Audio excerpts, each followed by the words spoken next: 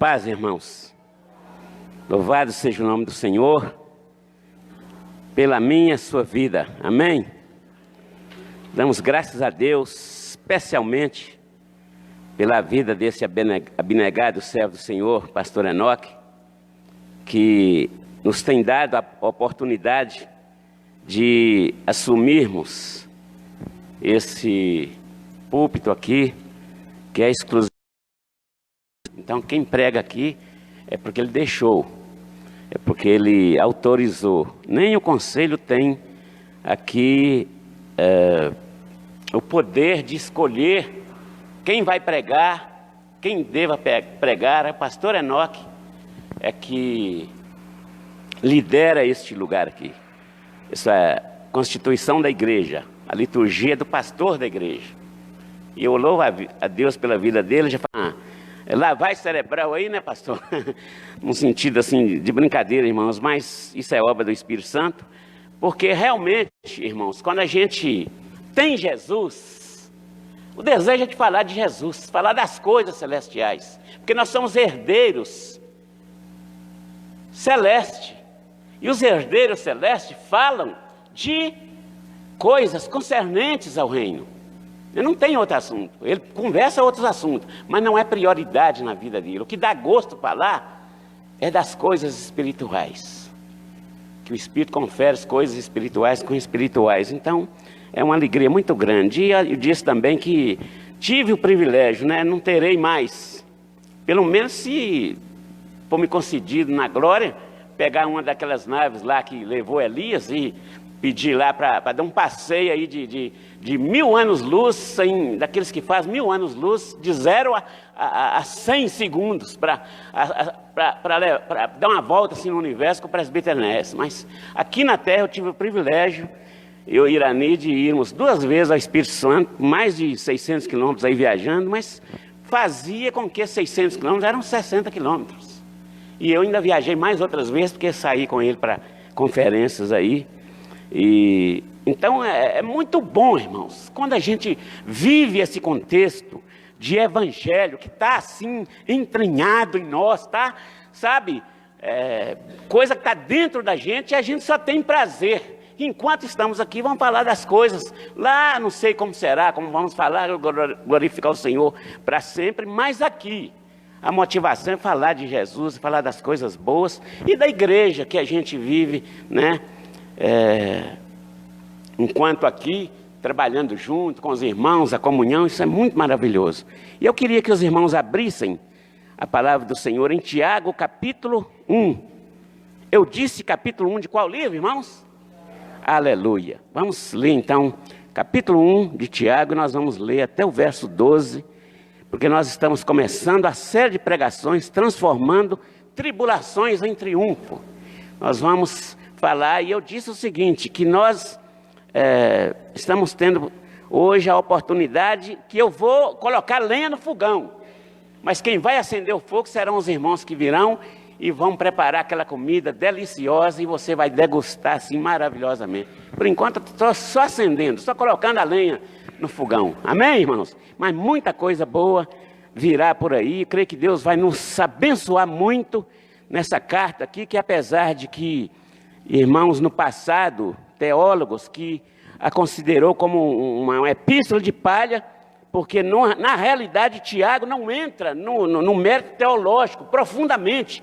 Teológico a não ser o capítulo 1, verso 12, por exemplo, e ele falava mais de coisas práticas da vida cristã, porque era o contexto e precisava que ele agisse assim naquela época. Então, mas Tiago vai de encontro na contramão da mensagem que talvez é pregada hoje, de que não temos tribulações. E nós vamos ver aqui no capítulo 1, a gente vai estar vendo aqui 3 situações: provações, sabedoria e a questão social que Tiago tratou aqui até o verso 12, e os irmãos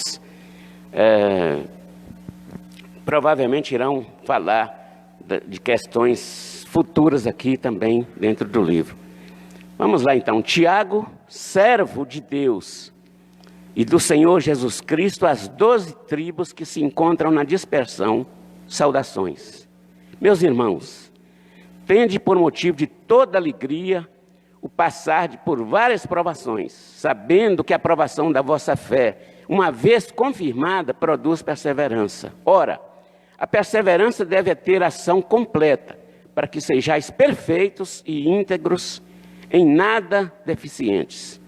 Se, porém, algum de vós necessita de sabedoria, peça a Deus, que a todos dá liberalmente, e nada lhes impropera, e ser-lhe-ás concedido. Peça-a, porém, com fé, em nada duvidando, pois o que duvida é semelhante à onda do mar impelida e agitada pelo vento. Não suponha esse homem que alcançará do Senhor alguma coisa. Homem de ânimo dobre, inconstante em todos os seus caminhos. O irmão, porém, de condição humilde, glorie-se na dignidade, e o rico na sua insignificância, porque ele passará como a flor da erva. Porque o sol se levanta com seu ardente calor, e a erva seca, e sua flor cai, e desaparece a formosura do seu aspecto. Assim também se murchará o rico em seus caminhos. Bem-aventurado o homem que suporta com perseverança a provação, porque depois de ter sido aprovado, receberá a coroa da vida, a qual o Senhor prometeu aos que o amam. Na década de 80, quando Jesus me salvou, eu fui trabalhar uns 80 quilômetros de Belo Horizonte, na cidade chamada Juramento, próximo a Montes Claros. E eu havia convertido, Deus havia me salvado aquele tempo, eu estava muito novo ainda. E eu fui trabalhar numa empresa e eu era apontador daquela empresa, e apontador alguém que mexe no escritório com horas trabalhadas, né, e com pagamentos dos funcionários. E quando eu cheguei naquela empresa ali, o encarregado virou para mim e disse assim: olha, aqui o apontador não fica só no escritório não, aqui você tem que levantar 6 horas para coar café para todos os funcionários, e não pode dizer não. E aquele sujeito, irmãos, era Satanás em forma de homem. Era um camarada encapetado. Eu nunca vi um cara tão endemoniado na minha vida. Depois dessa experiência, dessa provação, eu creio que eu já experimentei muitas outras, mas igual àquela, jamais. Lidar com um camarada tão... Era o filho do cão, aquele homem. Mas eu questionava com Deus, falei: Senhor, mas como que eu saio de Belo Horizonte com tantas oportunidades e venho parar em um lugar deste, com tantas oportunidades lá, para passar o que eu estou passando? E eu percebi, irmãos, que agora eu vejo que Deus estava me dando a provação que eu precisava, porque ali estava sendo colocado em uma situação que eu ia aprender de vez como era seguir Jesus, o que era passar por amor a Jesus. Foi experiência tão terrível, assim, na provação, que eu aprendi de vez e não tive como voltar atrás. E assim, tenho certeza que muitos irmãos passam por experiências semelhantes, que no início eu já aprende, eu preparo para a vida toda que ele vai viver. E Tiago aqui no capítulo 1, ele escreve as 12 tribos da dispersão, porque ele era pastor em Jerusalém, aproximadamente aí 30 anos, e ele sabia, ele percebia o tipo de provação que aqueles irmãos passavam, que essas 12 tribos não eram especialmente judeus, mas várias provações. E aí, então ele fala nessa questão de ter alegria de passar por elas. Aí uma atitude alegre, convoca eles a uma atitude alegre. E a perspectiva determina os resultados. E a atitude define as ações. Deus diz para esperarmos provações. A questão não é se vamos passar por várias provações, mas é quando as várias provações virão. É quando elas virão, que nós não sabemos. Deus não descreve aí, né, no seu tempo aí, quando elas virão, ou como você deva fazer para aquele tipo de provação, ele manda preparar na palavra dele, porque elas virão, né? Elas virão. O convertido que esperar uma vida cristã fácil, vai ter uma grande decepção. O cristão que estiver pensando, eu vou convertir, e o problema todo é que existem várias pregações nesse sentido, que o crente não tem problema. Infelizmente você ouve aí. Não, agora você converteu, inclusive, se você tiver alguma aprovação, você está em pecado. Na década de 80, o pastor Lucas Paiva Pino, que foi pastor dessa igreja, lecionava para nós, lá no seminário, e depois de uma aula dele, que ele nos liberou às 21 horas, ele, dando essa chance, né, acabou a aula, nós fomos embora, e nesse percurso que eu fazia da minha casa, eu morava no bairro Santa Teresa, e ali na estação, tem um túnel ali que sai lá na rua Corvelo. E aí quando entrei no túnel, que próximo à saída lá, eu percebi que vinham 2 moleques atrás. Mas aí não fiz caso daquilo e fui. Antes de sair, lá na rua, eles me assaltaram. Um com um punhal no meu umbigo, o outro pegou meu pescoço e assaltaram. E aí assim, ao invés de voltar para casa, mas como o seminário ainda estava funcionando, eu voltei para lá e falando com meus colegas lá. E alguns assim, compadecidos, né, que tem uns que quanto levou, eu mais ou menos sabia mais ou menos quanto que tinha levado e tal, mas os documentos, aí eles fizeram uma vaquinha lá, aí um falou assim, irmão, você deve estar em pecado, tá não? Esse negócio de ser assaltado assim, porque o crente, ele é imune, o crente não pode nada, sabe? Todos os outros podem, o crente não. Irmãos, e aqui ele falou, porque o crente passa, do mesmo jeito que o ímpio sofre, nós sofremos também, só que nós sofremos, é um gozo, é um sofrimento que se transforma em gozo, porque são provações vindas para nos preparar, para nos fazer crescer. Então, por isso que ele chama essa atenção aqui no verso 2, que nós temos que considerar isso, uma atitude alegre. Apesar dos pesares, porque em várias provações você se alegrar, não é fácil alegrar em uma, mas imagina várias provações, mas é o que ele chama a atenção, porque todas elas terão um fim proveitoso para a gente, para o crente, todas as provações, né? E aí Jesus diz, no mundo passais por aflições, mas tende o quê? Bom ânimo. Filha, tem de bom ânimo, vai, que a tua fé te salvou. Tenha bom ânimo, continue. E Paulo disse, através de muitas tribulações, não é só Tiago. Aí já Paulo, que era o teólogo, né, o maior teólogo de todos os tempos, disse, através de muitas tribulações nos importa entrar no reino de Deus. Está lá em Atos 14, 22. Através de muitas tribulações. Como é que você vai pregar, irmãos?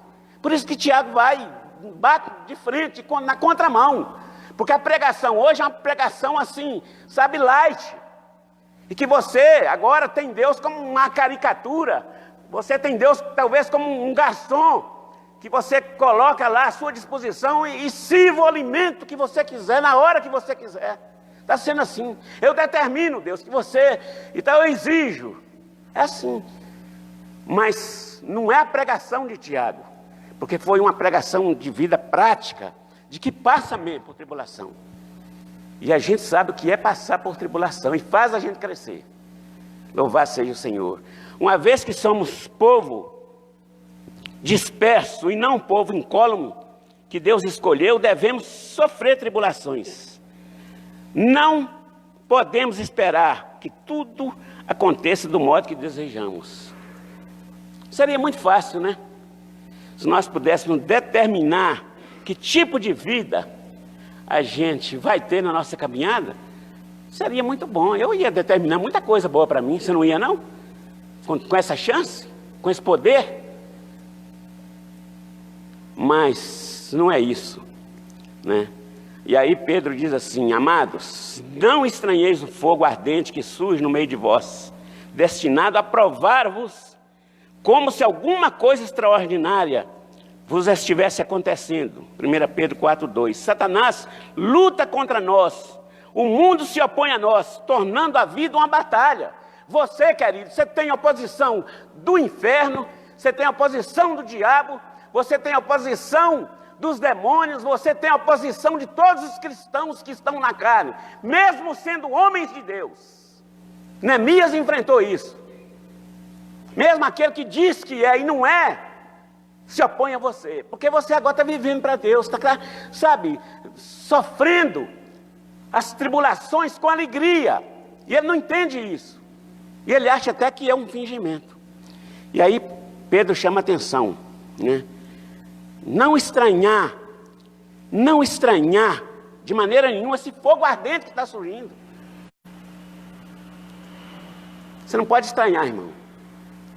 Deus está convidando você a prosseguir nessa caminhada.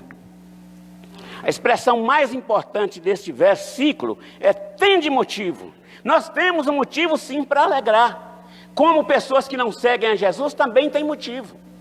Porque Jesus falou que Jesus não disse que o mundo não daria paz.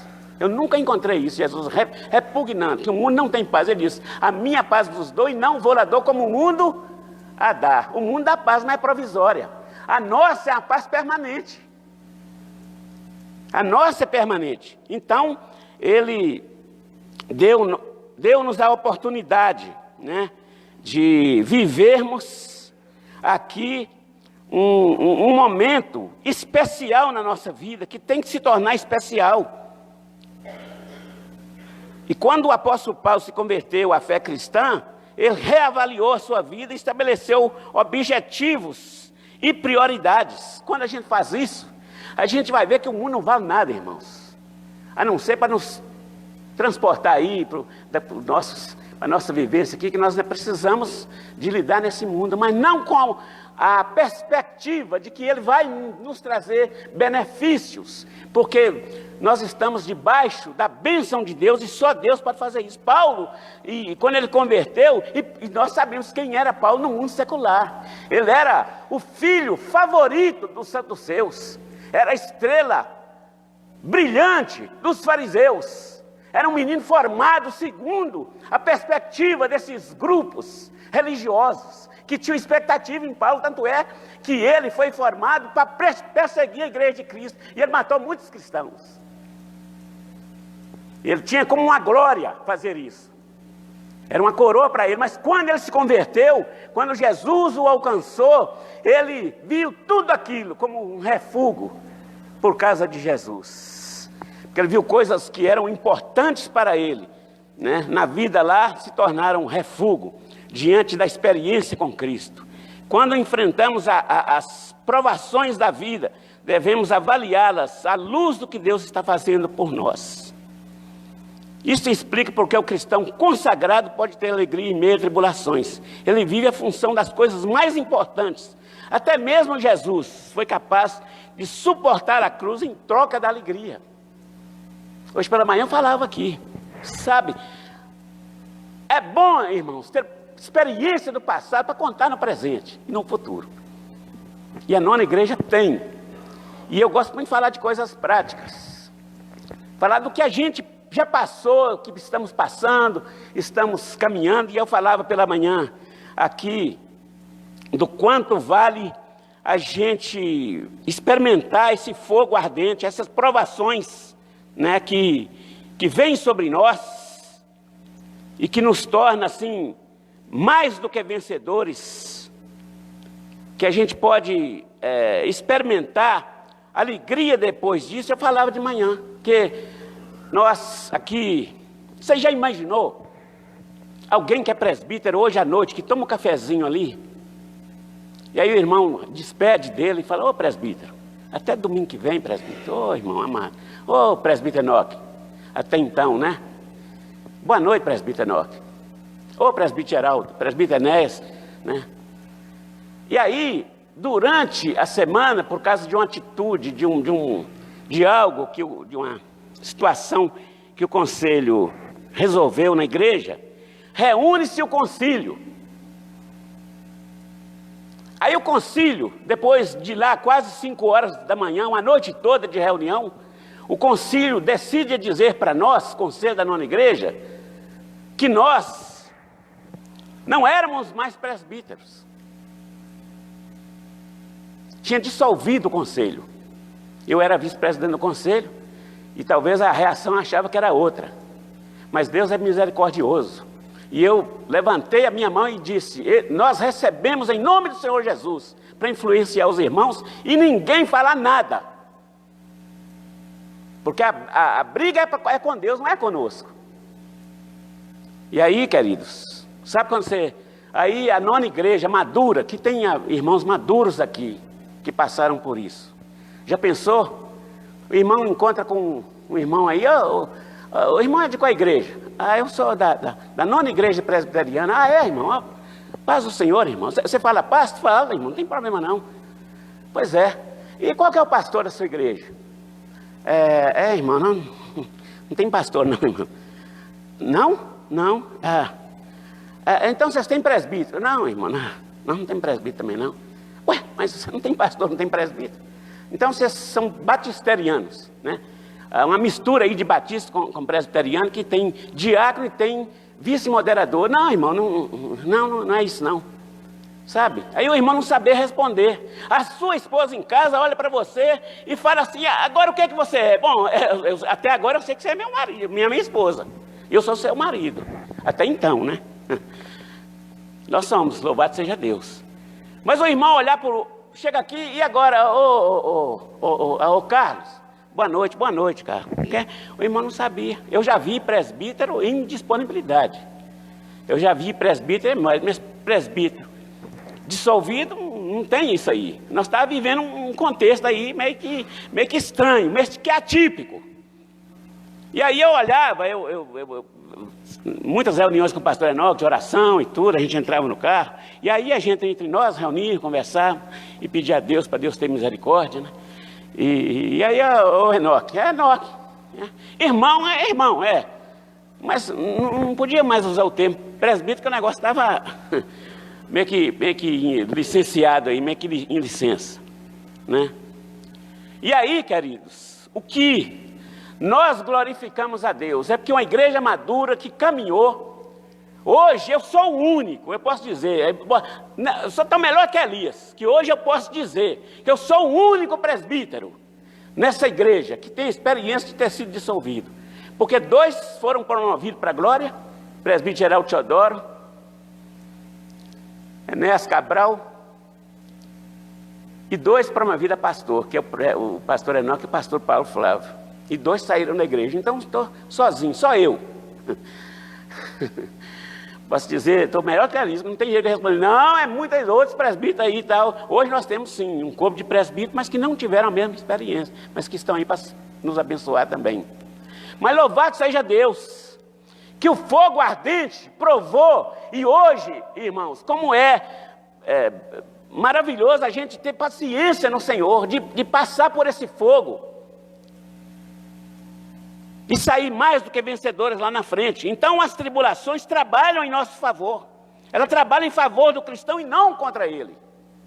Pode ter certeza, as tribulações trabalham ao seu favor e não contra você. Pode ter certeza disso. Elas estão aí para te ajudar a caminhar, a se tornar um crente que, na realidade, tem experiências com o Senhor. Quando devidamente usadas, as tribulações ajudam a amadurecer. O Deus que deseja produzir em nossa vida paciência, perseverança, capacidade de prosseguir, é o mesmo, né? Em meio a tantas dificuldades, nos gloriamos nas próprias tribulações, sabendo que a tribulação produz perseverança, e perseverança, esperança.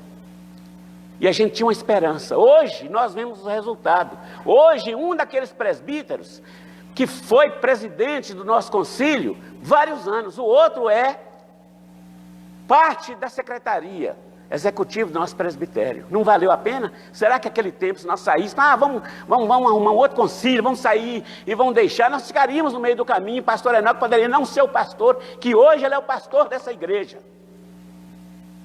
Não estranhou o fogo ardente, não se estranhou. Eu me estranhei e vou cascar fora daqui. Não, ficou e hoje Deus honrou, né, com isso. Então não estranhou. Então quando devidamente usar as tribulações ajuda a amadurecer, hoje é amadurecido. Hoje ele é um dos poucos pastores que pode dizer, olha, eu já fui presbítero dissolvido. É extinto, viu, irmão? Você quer saber o resultado dessa palavra? É extinto, acabou, não é mais nada. Mas graças a Deus, Deus devolveu para nós em tempo oportuno o cargo, nós tivemos paciência, né? E não que aceitamos passivamente essas circunstâncias, que a gente não aceita passivamente, mas na oração, os irmãos orando. E eu imagino que irmãos que batiam no meu ombro e diziam: irmão, estou orando por vocês. Uns até que poderiam até achar que foi bom, né? O irmão passava assim, às vezes a gente passava humilde, né, cabisbaixo. Aí o irmão olhava, era presbítero, era presbítero, hoje não é mais nada. O que é que ele é hoje? Pode ser que alguém pensou assim, não estou dizendo que isso não me aconteceu. Mas muitos oraram e nos abençoaram com as suas orações e fez com que Deus virasse o jogo. E a igreja continua madura. Hoje, quando você vê um crente aqui, com mais de 15 anos nessa igreja, não desfazendo dos demais que estão chegando, você pode saber que é crente de verdade, viu, irmão? Se ficou aqui, é crente. Porque o fogo foi ardente, foi duro para nós. Mas Deus deu a vitória. Pessoas imaturas sempre são impacientes. Pessoas maduras, por sua vez, são pacientes e persistentes. Isso aqui é que faz a diferença. Pessoas que não são impacientes, na impaciência e a incredulidade costumam andar juntas, de mão dadas, assim como a fé e a paciência andam de mão dadas, né? Sede imitadores do que pela fé e paciência herdaram as promessas. Hebreus 6,12. Eles herdaram as promessas porque foram pacientes, enfrentaram lutas tremendas, mas foram pacientes, né? Porque nós necessitamos de paciência para que depois de haveres feito a vontade de Deus, possais alcançar a promessa. Você quer alcançar a promessa, querido? Seja paciente. Seja paciente. Não estranhe o fogo ardente. Você vai ter muitas lutas. Eu estou aqui dizendo como um pregador da palavra de Deus. Aliás, pregador era Ernesto Cabral, né? Mas como alguém que introduz assunto a vocês. Que você vai ter muitas lutas. Eu vou pregar o contrário do que pregam aí. Que você não tem luta. Você vai ter muitas lutas. Mas Deus vai prepará-lo para ser um bom cristão futuramente. Você vai ser alguém, você será alguém que vai ter histórias, experiências para contar na sua caminhada cristã. E são, assim, preciosas, né? Então, ele fala aqui sobre, no verso 4, no 9 a 12, ele diz aqui, né, que nós precisamos ter uma vontade submissa. Deus não edifica nosso caráter sem a nossa cooperação. Você tem que cooperar, né? Se resistirmos, vai nos disciplinar até rendermos. Mas se nos sujeitarmos, Ele realiza a sua obra. Deus não se contenta com um trabalho inacabado, que a obra que Ele realiza em nós é uma obra perfeita, né? É uma obra que tem início, tem meio e tem fim. O objetivo de Deus para a nossa vida é a maturidade. Seria trágico se nós vivêssemos como crianças. Já pensou o Carlinho ali, mais a Mel? O Enzo. Está o tempo dele agora, gostoso, né? Criança de pôr no colo, mamar, dar mamar e dar todo o carinho de criança. Mas se o médico dissesse assim: olha, eu tenho uma notícia para vocês, esse menino não vai passar aí desse crescimento dele, ele vai ficar assim. Aí eles vão ficar tristes, que apesar de ter a alegria de ter um filho, mas eles querem ver o progresso dessa criança. Paulo falou: olha, leite vos dei a beber, vocês ainda eram crianças, né? Precisavam de um alimento sólido, e Ele deu o alimento sólido, se tornaram homens fortes do Senhor Jesus. E assim a gente espera das crianças, né? Que cresçam para ser homens que venham produzir efeitos de homem, de mulher. Então, nós precisamos de paciência para o tempo que virá, e torcemos para o crescimento como nós torcemos para o nosso crescimento espiritual. Quando o cristão aprende a esperar no Senhor, Deus faz grandes coisas por ele. Abraão adiantou o processo, coabitou com Agar, achando que tivesse um filho mais rápido, resolveria a situação, mas que tragédia. Ele adiantou o processo. Moisés antecipou também a Deus, assassinou um homem, achando que estava resolvendo a situação. Ele sofreu, padeceu por causa disso, né? E Deus o colocou aí para aprender a ser servo.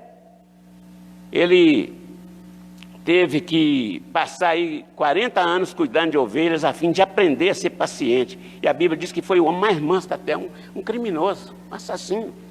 Se tornou o homem mais manso na face da terra, que aprendeu com Deus, né? A única maneira do Senhor desenvolver paciência e caráter em nossa vida é por meio das tribulações. Não se pode adquirir uma esperança, uma perseverança lendo um livro, ou mesmo ouvindo este sermão aqui, ou fazendo uma oração. Devemos passar pelas dificuldades também, elas fazem parte, né? Crer e obedecer a Deus. Aí dará resultado da paciência e do caráter transformado segundo Deus. Às vezes a gente prega o evangelho e a gente ministra para a pessoa e ele diz assim, eu vou, sabe, eu tenho que me preparar primeiro, eu tenho que mudar muita coisa. Aí eu falo, tem duas notícias, uma boa e uma ruim para você. A ruim, primeiro, é que se você se preparar, você nunca vai chegar lá, queridos. Porque Deus não quer você do seu jeito, Deus quer você do jeito dele. Aí eu tenho uma boa notícia, porque se você deixar Jesus entrar na sua vida, aí ele vai moldar você segundo o caráter que ele quer. Por isso nós temos crentes deformados aí, irmãos, que ele acha que ele tem, assim, sabe, hoje está muita moda, né? Eu estou, às vezes, assistindo uma entrevista de uma pessoa lá na televisão, o cara com expressões mais banais possível e tal, aí de repente, quando chega o momento da religião, e eu sou religião, eu sou gospel. Ué, gospel? Ainda bem que eu gosto, não dá para todo mundo entender, né? Que é uma palavra inglesa, que se diz evangelho. Mas o cara, irmãos, vivendo uma vida assim, mais que esquisita possível, é gospel, porque hoje está aceitando tudo, irmãos, porque hoje é fácil ser crente. No tempo que eu nasci não era fácil não, no tempo que eu nasci não era fácil ser crente. Quando dizia que era crente, estava assinando o seu atestado de óbito, viu? Eu sou ovelha de pastor, de presbítero Geraldo Teodoro de Almeida, vulgo Geraldo Beltrão, que eles iam lá, chegava sempre na porta de Geraldo Teodoro para matar o Geraldo Teodoro. Um dia um homem saiu riscando o facão e tal, e que hoje eu te mato, seu canteco, hoje é o seu dia mesmo e tal. Quando ele chegou perto do São Geraldo, uns 2 ou 3 metros, ele endureceu e saiu correndo. Mas não é porque Geraldo Beltrão tem o pandeiro, que é o anjo estava ali para proteger Geraldo Teodoro. E eu sou ovelha, nasci lá nessa época e sei, hoje, pelo que eles contam, que eu poderia ter morrido também, porque era filho de crente, né? E lá crente não tinha vez. Então primeiro Deus constrói o caráter, depois pode chamar para o serviço. Construir o caráter. Por isso que às vezes nós precisamos dar um tempo para você que converteu e talvez você está ansioso de já assumir alguma coisa e nós não podemos dar essa oportunidade para você ainda, que você não formou o seu caráter, não amadureceu ainda. E a Bíblia chama a atenção de neófitos. Quantos pegam cargos ainda imaturos e depois deixa, do mesmo jeito que pega, deixa. Porque não tem maturidade, não passou pelo fogo ainda. Não tem experiência, né? Para contar. Então o Senhor precisa operar em nós antes de operar através de nós. Antes de Deus operar através de nós, Ele tem que operar em nós. Eu tenho que ser experiência. Eu não posso passar experiências que seja apenas teorias, que é muito fácil, né?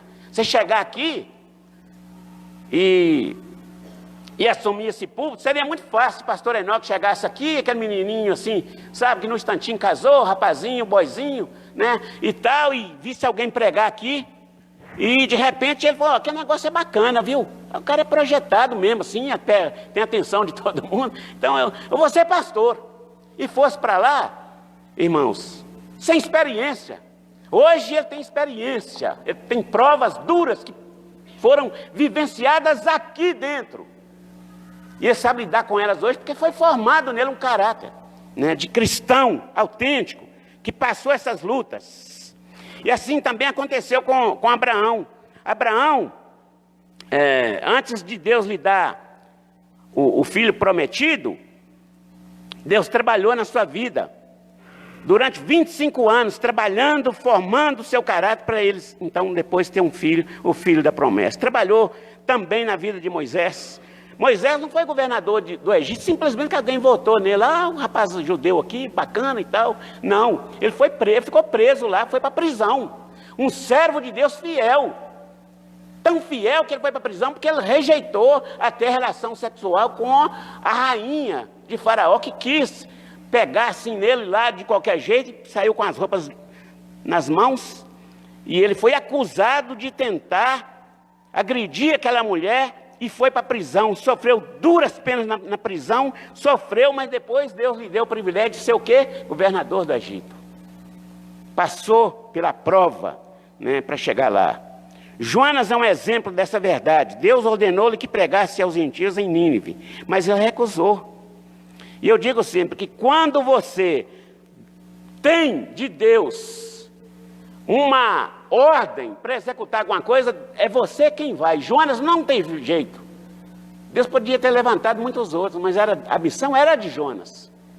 E é interessante, irmãos, que o servo de Deus, quando ele está fugindo da presença de Deus, ele é conhecido. Os caras lá, o navio afundando, eles jogando as bagagens, né, os materiais, as cargas preciosas, jogando lá ao mar e não se resolvia nada. Aí eles resolveram lançar sortes. A sorte pegou aonde? No desobediente, no fujão. Aí, de qualquer forma, ele ia cair lá, mas ele disse: olha, eu sou filho de Deus Altíssimo e tal. Como é que você faz isso? Mas aí lançou, e aí 3 dias, 3 noites no ventre de um grande peixe, que eu não arrisco aqui a dizer qual, apesar de que dizem os entendidos que uma baleia ou um tubarão tem condições de engolir um homem inteiro, mas eu não sei qual deles. Eu sei que é um grande peixe. A Bíblia ela é muito silente em algumas coisas, e ela não revela o tipo de peixe, mas falou que é um grande peixe. Eu só sei, não importa o peixe, eu só sei que ele ficou lá 3 dias aprendendo. Imagina um cheiro horrível, porque peixe, irmãos, se é um negócio que cheira muito bem quando está frito, igual nós comemos hoje, né, pastor? É uma beleza. Mas, se tiver fora da sua fritura, um negócio que fede, viu? E ali, o cara ali, no meio dele, né, no ventre de um grande peixe, mas aprendeu a lição. Volta lá e prega, que Deus mandou ele pregar. Então, nós precisamos, irmãos, pedimos a Deus um coração confiante. O verso de 5 a 8 diz isso, um coração confiante. Os destinatários desta carta estavam tendo dificuldades para orar. E qual deveria ser o teor de suas orações? Ao passarem pelas dificuldades enviadas por Deus, Tiago dá a resposta: pedi com sabedoria. Sabedoria. Cícero disse que a sabedoria é a princesa das virtudes. E aqui Tiago chama aqui, pedir com sabedoria. Tiago discorre extensivamente sobre a sabedoria. O verso 5 e o 3, 13 a 18, ele fala isso, que o povo judeu amava a sabedoria, como comprova aqui o livro de Provérbios, né? Mas alguém diz que o conhecimento é a capacidade de desmontar coisas, enquanto a sabedoria é a capacidade de montá-las. O conhecimento é a capacidade de montar coisas, a sabedoria é como diz o texto aqui, capacidade de montá-las. A sabedoria é o uso correto do conhecimento. E é terrível, né? Quando as pessoas menosprezam a sabedoria. Eu disse hoje pela manhã, quantos homens sábios de QI alto, não é quem indicou não, né? QI, capacidade intelectual, que estão presos hoje, porque não souberam usar o conhecimento com sabedoria, não tiveram o temor do Senhor. Um deles, eu estava lendo há pouco tempo, que é um dos homens mais inteligentes desse país, está preso hoje atrás das grades. Poderia estar aí, livre, aproveitando o seu conhecimento, na sabedoria do Senhor, porque o temor do Senhor é o princípio do saber, é o princípio da sabedoria. É por isso que nós temos tido vitórias no Senhor, não porque nós somos capazes, mas porque Deus dá condições nele, né, de alcançarmos aí progresso naquilo que a gente tem feito com toda a humildade no Senhor. Tiago não apenas explica o que pedir sabedoria, mas também descreve como pedir. Devemos pedir com fé. Não é preciso temer, pois Deus deseja responder e não irá nos repreender por isso. Ele diz, pede, né, com sabedoria. Mas o problema é que às vezes pedis má, né, para esbanjar nos vossos prazeres. Pedis, mas não sabeis pedir. Antes ele dá maior graça, Tiago 4,6. Também, cada vez mais sabedoria. O maior empecilho para as respostas à oração é a incredulidade. Tiago compara o cristão que duvida como as ondas do mar, que fica com altos e baixos. Sabedoria. Tinha um presbítero muito sábio na 8ª igreja, chamado Milton Campos. Dr. Milton Campos, ele era físico da UFMG, parece-me que foi um dos fundadores do observatório da Serra da Piedade. No seu velório, o Miltinho, filho dele, contando a experiência lá de que ele era condecorado, Paris, para vários lugares, doutorado em física, e na parede assim, cheio de diplomas, cheio de medalhas e tal. Aí ele olhou e disse, pai, dentre todos esses aí, qual que é o mais importante para o senhor? Ele disse assim, ó filho, o mais importante foi o dia que eu aceitei Jesus como Senhor.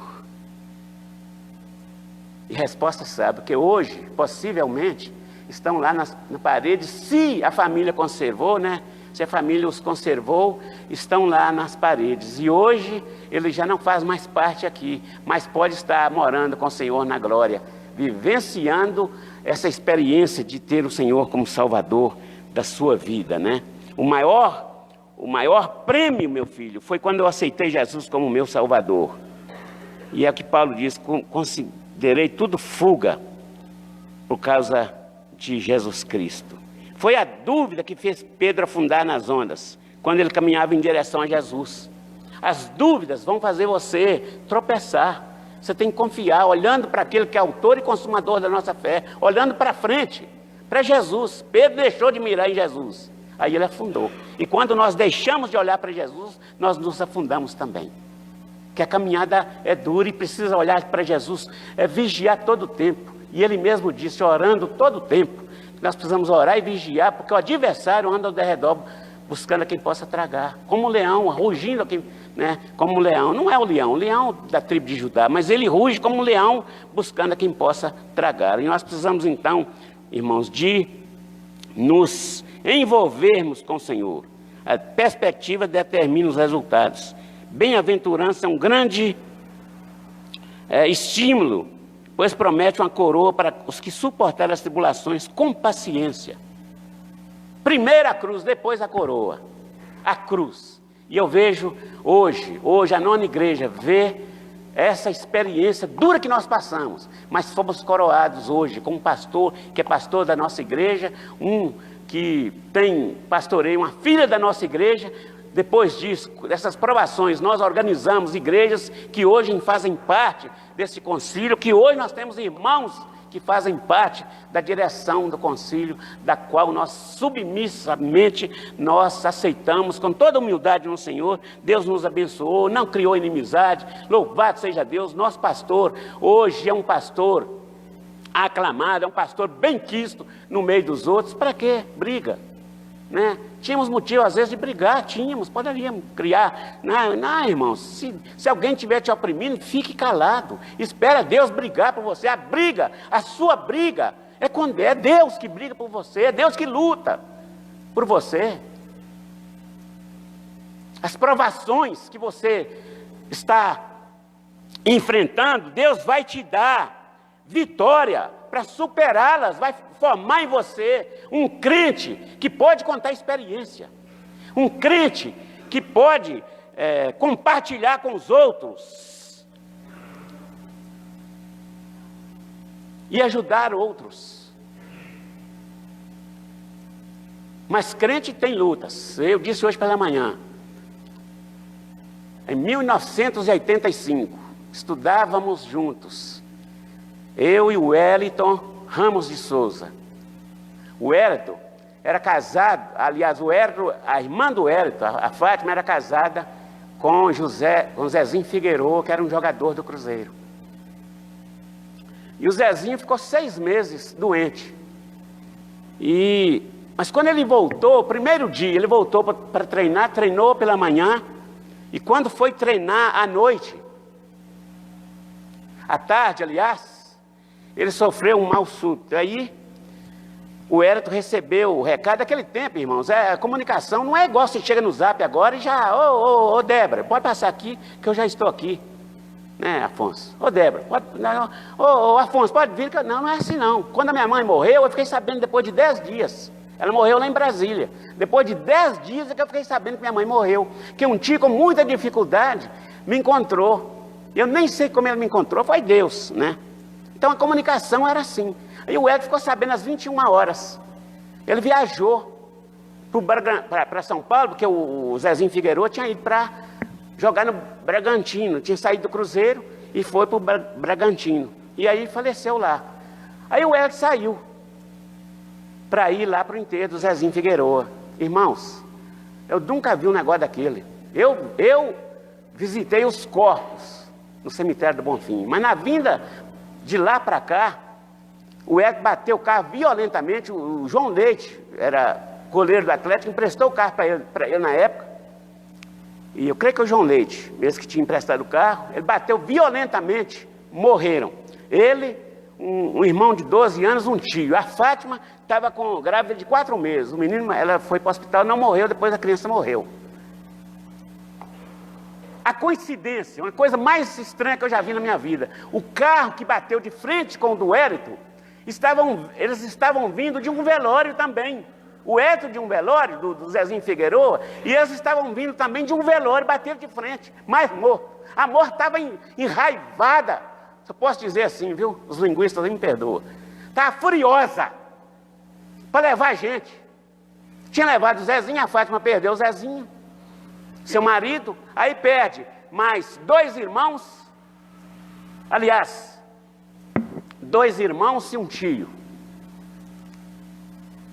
Crente morre também, irmãos. Crente morre também. Passamos por essas lutas. E crente tem provação, tem tribulação na sua família, que perdeu alguém. Perde também, irmãos. Nós não somos pessoas aliás, às vezes terrestres, que não morre, passa por provação, por tribulação. Mas Deus permite para nos preparar. E eu falava hoje de manhã também, uma coisa mais interessante, o pastor Silas Crespo, da primeira igreja presbiteriana de Valadares, saiu de férias com as suas 2 filhas, isso foi em 78, mais ou menos, e na Rio Bahia bateu violentamente, morreu ele e a esposa, e uma das filhas, uma sobreviveu.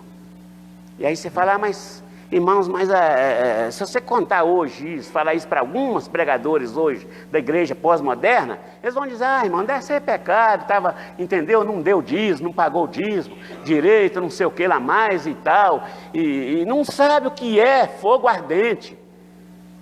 Não sabe o que é passar, irmão, por tribulação. É gente que de repente passou a ser pastor aí, hoje está muito fácil de abrir uma igreja aí, né? E sair por aí pregando do jeito que querem pregar, mas eu continuo pregando e eu estou com Tiago.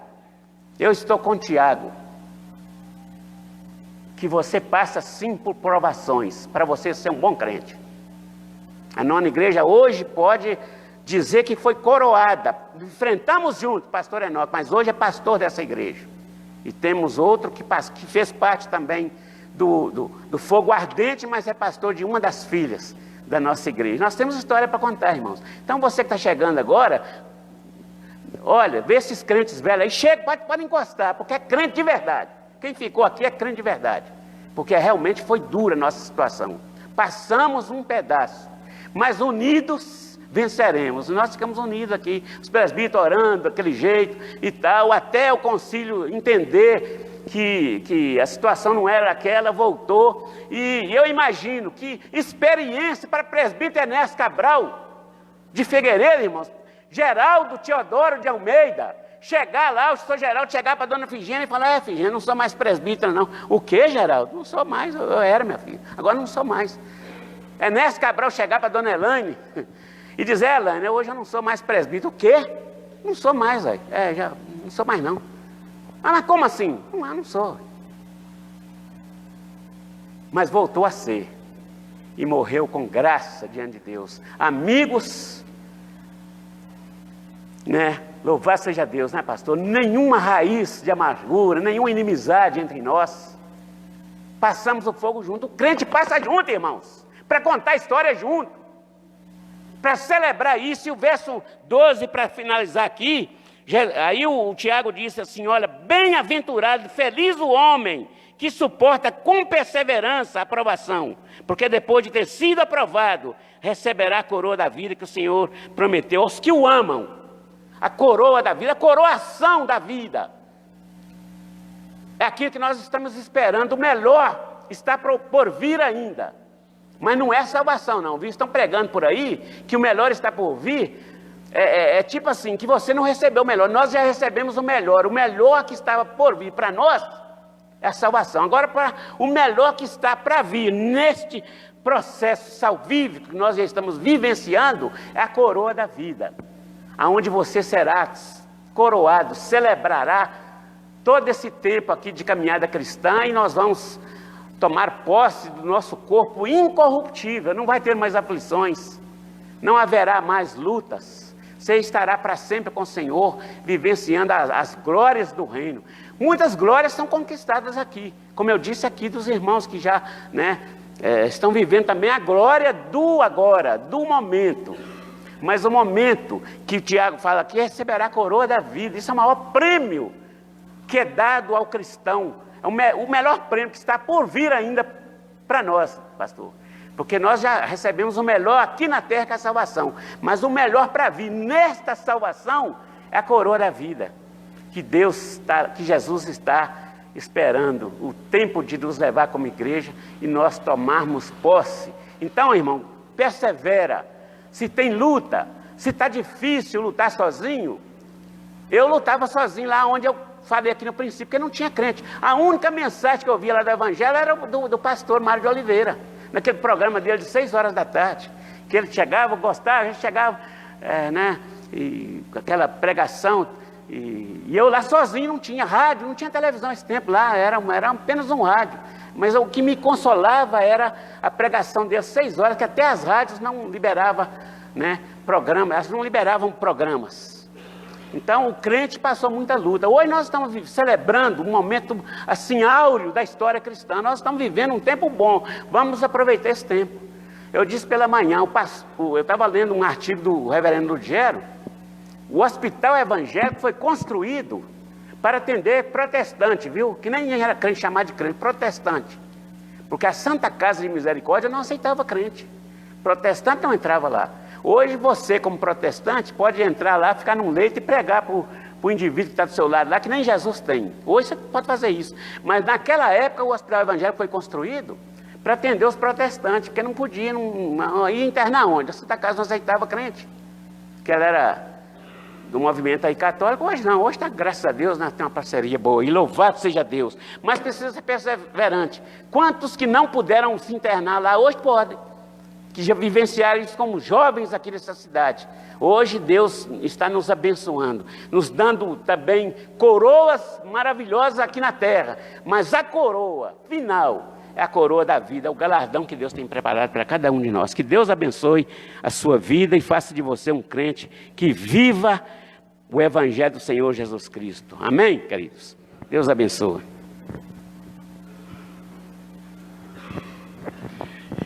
Irmão, eu quero orar com você. Por quê? Porque muitas pessoas estão sofrendo hoje mais do que pela provação pela qual está passando, porque a provação implica em sofrimento, não é? Mas estão sofrendo Por quê? Estão brigando com Deus. Por que isso está acontecendo comigo? Por que eu estou sendo fiel? Eu sou crente, por que isso está acontecendo na minha casa? E não está entendendo que o que Jesus disse, no mundo tereis aflições. E não está entendendo que o crente passa pelo vale da sombra da morte, a Bíblia diz. Mas a diferença é que nós passamos com Cristo. Ainda que eu ande pelo vale da sombra da morte, não temerei mal algum, porque tu estás comigo. E você precisa hoje entender, irmão, que o Senhor Jesus está aí sim na sua vida, enquanto você passa pela tribulação. Enquanto você está na barriga do peixe, quem sabe você até deu ocasião para isso acontecer. Mas o Senhor não desprezou nem aquele rebelde. Quem sabe você está até, alguém está dizendo, mas você colheu o que você plantou. E o Senhor Jesus está olhando para você com misericórdia, dizendo assim, mesmo que você tenha plantado, o que vai dar é o que eu vou enxertar na sua vida. Vai ser a partir do que eu enxertar na sua vida. E nós vamos agora orar ao Senhor. E quem sabe agora o Senhor está mudando a sua perspectiva, a sua maneira de ver a luta, o sofrimento pelo qual você está passando. E você vai dizer, Senhor, eu quero te agradecer, porque no meio do sofrimento eu sei quem o Senhor é. E eu creio que eu verei a bondade do Senhor na terra dos viventes. Eu creio que o Senhor ainda vai manifestar uma graça sobre a minha vida. E ainda que eu tenha que morrer como morreu Estevão, apedrejado, mas enquanto ele sofria as pedradas, ele dizia, eis que vejo o trono de Deus e à direita o Filho do Homem de pé. Ele via Jesus, irmão, enquanto ele estava tomando pedrada. Então, eu quero orar com você agora, eu quero te convidar a ficar de pé, fechar os seus olhos, pensar, irmão, a Bíblia, nós acabamos de ler Bíblia aqui, dizendo, olha, tende por toda alegria de passar por várias provações, porque o objetivo de Deus ao dar a você provação é aprovar você. Você consegue confiar em Jesus? No meio da luta, no meio da tristeza, no meio do que ainda não aconteceu na sua vida, você está falando, Senhor, está demorando demais. E o Senhor tem o seu tempo, tudo tem o seu tempo, e Deus continua aí, e é isso que importa. Você consegue ver o Senhor e dizer, Senhor, ainda que eu ande pelo vale da sombra da morte, não temerei mal algum, porque tu estás comigo. Eu acredito, Senhor, apesar dos pesares, eu continuo crendo no Senhor, porque a Bíblia diz que é com fé. Precisa de sabedoria? Pede com fé, que vai receber. Vamos orar agora? Você pode clamar ao Senhor pela sua vida, e dizer, Senhor, eu acredito na tua palavra, eu acredito, e eu estou aqui, me colocando diante do Senhor, em fé. Vamos orar. Senhor Jesus, eu agradeço ao Senhor, porque a tua palavra é clara, ela é límpida, ela é fácil, ela é simples. O Senhor está dizendo, olha, não se assuste com as provações, não fique assustado como se eu não estivesse aí, não fique assustado, mas agora, ó Deus, nós temos visto, entendido pela palavra do Senhor, que importa olhar para o Senhor, enquanto nós passamos por várias provações, e nos alegrar com as provações, ó Deus, porque sabemos qual é a finalidade delas. Nós vamos, pela graça do Senhor, perseverar até o fim. O Senhor disse, aquele que perseverar até o fim, esse será salvo. Deus, nós declaramos na tua presença, Senhor Deus, que vamos perseverar, porque o Senhor vai nos dar a condição para isso. Pedimos que o Senhor perdoe, Senhor Deus, os nossos pecados.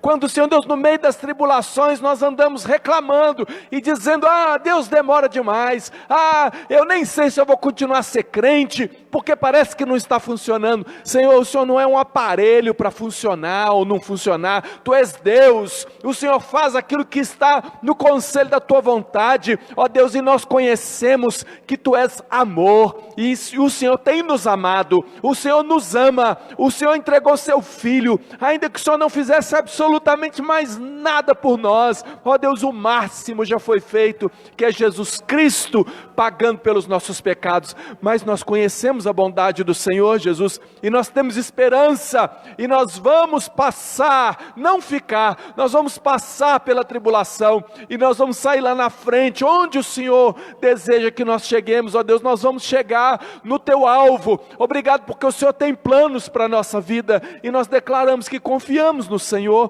confiamos no teu bom propósito, confiamos nos teus planos, na tua vontade boa, perfeita e agradável. Transforma a nossa vida, Senhor, dispõe o nosso coração para o Senhor, para que nós não envergonhemos o teu evangelho. Ó Deus, ajuda-nos a não falar o que não devemos, a não murmurar, e sim orar ao Senhor e confiar, ó Deus, e ter esperança que o Senhor vai completar, como o Senhor mesmo nos ensinou na tua palavra: aquele que começou a boa obra em vós, há de completá-la até o dia de Cristo Jesus. Então, Senhor Deus, em nome de Jesus, perdoa os nossos pecados, abençoa a nossa vida, Senhor. E nós falamos das tribulações, não querendo permanecer nela, pedimos, Senhor Deus, na tua misericórdia, o Senhor abrevie esse tempo, na tua misericórdia, o Senhor responda o nosso clamor, na tua misericórdia, Senhor Deus, que a bênção do Senhor nos alcance, ó Deus, e que nós sejamos livres, porque cremos no teu poder, e queremos, Senhor Deus, aprender tudo que nós tivermos que aprender logo, para poder desfrutar daquilo que o Senhor tem para nós, ó Deus, e sabemos que o que o Senhor tem para nós é bom. Pedimos a tua bênção, Senhor, e que sim, o Senhor abençoe mesmo o teu povo, que a graça do Senhor Jesus, que o amor de Deus, o nosso Pai, e que a comunhão do Espírito Santo do Senhor, seja com cada um de nós agora e sempre. Amém. Amém. Deus abençoe você, irmão. Vamos tomar um cafezinho, 0800 ali atrás, ó. Você que está visitando a gente, você é muito bem-vindo. Espero que você receba muitos abraços aí agora. Que Deus te abençoe, em nome de Jesus.